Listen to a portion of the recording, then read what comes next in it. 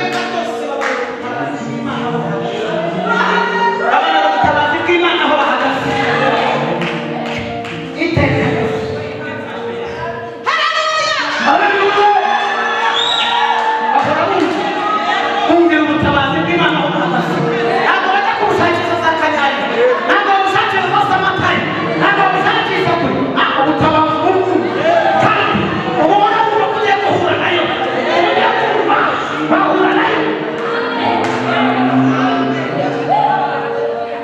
sobera amusika birakanye urakajyanije umudapfuye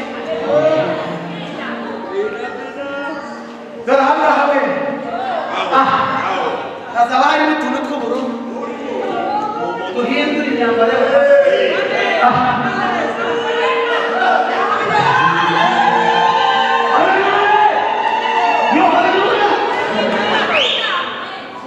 uburyo tuzajya ducana bicayeho ngaho rayiti yacu isubiye ku ruhimbi hano noneho abaririmbyi ubona biga ariko ntawe we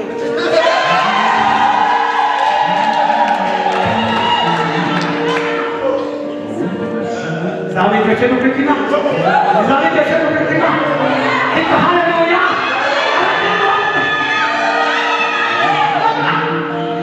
Abasikane murongo wa 15. Nicyo gituma nza kugenzereza ntyo. Niba mugenzo utite Imana maze ihitegura.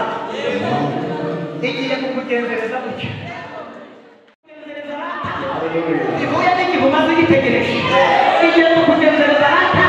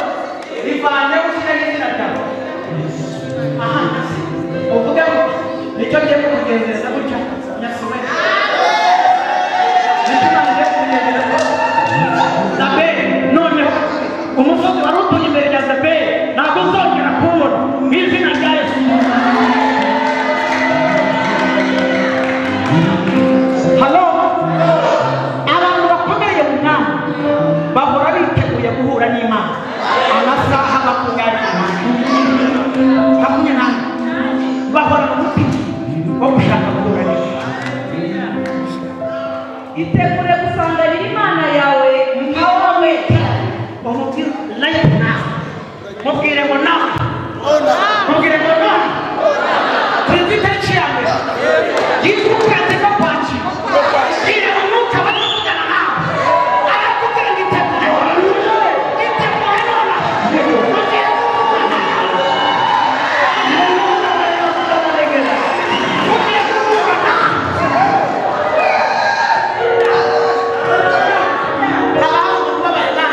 witeguye guhura n'Imana. Hari umuntu wihuta, hari umuntu ufite inyota yawe. Ngiye kugira ngo Imana yavuze ko none kuri iyi tariki yawe ni ukwezi kwitwa kwakira. Mubwire ngo iyi minsi kuri imbere iminsi yo kwakira icyo kibazo. Haleluya! Iminsi yo kwakira.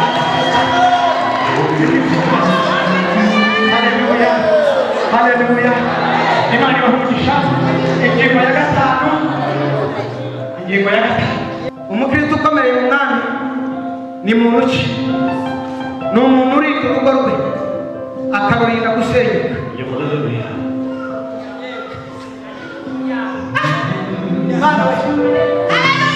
Haleluya! Umukristo ukomeye mu mwami arinda urugo rwe kugira gute? Abora amaso akarumira amaso, akarinda umwanzi kugira ngo atarusenya. umukristo ukomeye mu mwami ahorana ubuzima burinda umuryango we kugira ngo urugo rudasenywa n'umwanzi. Haleluya. Niba we ikintu kivuga gute kugira ngo munyumve? Ubwire mugenzi wawe uti umukristo ukomereye mu Yesu, ukomereye muri Kristo Yesu ahorana imbaraga zo kurinda umwanzi kugira ngo atamusenyera. Reka dusome ijambo ry'Imana. Ijambo ry'Imana muri Luka 11 uhereye kuri 21 kugeza kuri 22. Munyemerere musoreza mu ngaho muri izo ngingo uko ari zingahe? Luka 11 murongo wa 21 kugeza kuri 22.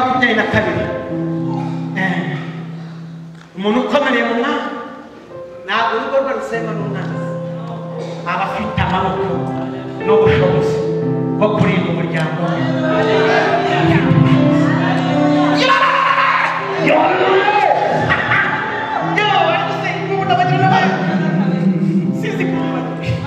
Ndumva nezerewe cyane.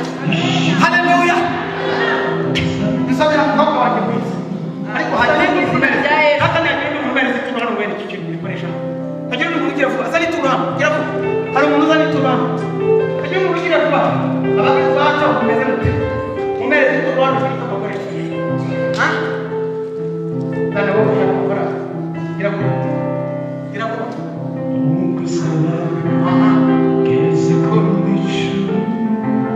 aba Yesu bishimira izina akiri kuko nawe yasabye neza Bibiliya. Umukomera amashimishe cyane. Niba bataka we yakoze neza. Imana imuhe. Haleluya. Bakobwa wanjye Imana imuhe. Imana imuhe. Yes.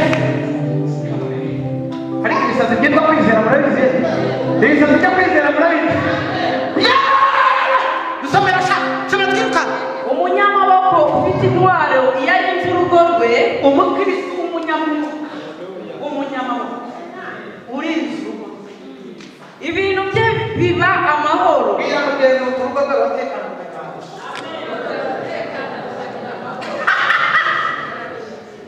Ubutumwa bwiza uko bwanditswe na Dr. Luka arabisobanura, aravuga ngo umunyamaboko bivuze umuntu uri mu Mana neza, ufite ubushobozi bwo kurinda amarembo y'umwanzi yaturuka, amarembo yose y'umwanzi yaturuka agamije gusenya umuryango.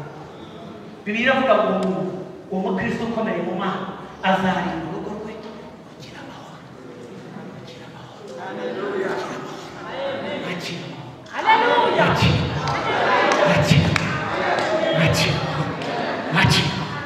Mu miryango yanyu mugira amahoro, abo mwashakanye bagira amahoro, abagore banyu bagira amahoro, abana banyu bagira amahoro, amahoro aba muri mwebwe. Nicyo kintu Yesu yazukanye yahaye abamwemeye, aravuga ngo nimwakire amahoro. Komeza wumve nshuti yanjye. Ariko uhusha amaboko iyo amuteye akamunesha. Ariko umwana Satani ufite imyitozo yo kurwana kuva isi yatembereye Adamu afite Eva. Ntuzagire ngo utinya ikintu Bibiliya ihamiriza ikavuga ko gifite ubushobozi, noneho uzamurwanye ujenjetse mu myizerere urebe ko uzamutsinze. Ntabwo bikunda. Ndabamenera ibanga iteka ryose, ibanga ry'abahanga bazi gutegura intambara bakayitsinda. Ugomba kuba ikintu cyangwa ukora ikintu bita ubutasi bwo kumenya umwanzi wawe, ubushobozi bwe afite bwo akoresha uko bungana. Iyo wamaze kumukorera ubutasi ukamenya imbaraga n'ubushobozi afite, intwaro zawe urazibikura ukamugereka.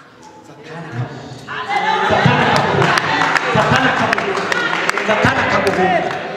Niyo mpamvu uko uzarushaho kugenda utera intambwe ukomerera mu mwami, niko Satani azarushaho kugenda yigira inyuma, niko Satani azarushaho kugenda asubira inyuma, agenda asubira inyuma. Kubera iki? Satani yakimapimye Yesu ari mu butayu, aramusura kugira ngo amunyeganyeze, asanga Yesu aradadiye, amushukisha ibintu byose. Yesu amutsindira mu butayu, amutsindishisha amutsindishisha aramubwira ngo handitswe yuko umwana w'umuntu adatungwa n'ibisizi ahubwo atungwa n'ijambo rituruka mu kanwa k'Imana. Iteka ryose Bibiliya umukristo ahora yiteguye gusubiza impamvu z'uzakubaza ibyiringiro uhora umutima witeguye gusubiza umuntu wese uzakubaza impamvu zo kwizera. Haleluya, haleluya, haleluya, haleluya. Ijambo ritubwiye ngo ariko umwanzi yamuteye akagutata agasangura jeje ubu baragatawe ni ntabwo iteka ryose araza akakwirukana mu rugo cyangwa aroreza akanyanya araza akakwambura umugabo yarakuvunnye mu myaka runaka kandi warakoze ubukwe n'abandi ariko umwanzi aragusura ashobora kunyura mu nshuti z'umuryango ashobora kunyura mu nshuti z'abo biganye ashobora kunyura mu nshuti z'abo mucuruzanya kugira ngo ahantu hose ahabona kuho arebe ko yaza agasenya umuryango. Ariko iyo asanzwe imaso ufite imbaraga ukomereye umwami ufite amazi ameze nk'ay'icuzi iteka ryose ufite ubushobozi bwo kumwirukana utiriwe wihamagaza abandi bantu uramwirukana kubera iki? Yakobo 4:7 karavuga ngo nitwegere Imana ariko turwanye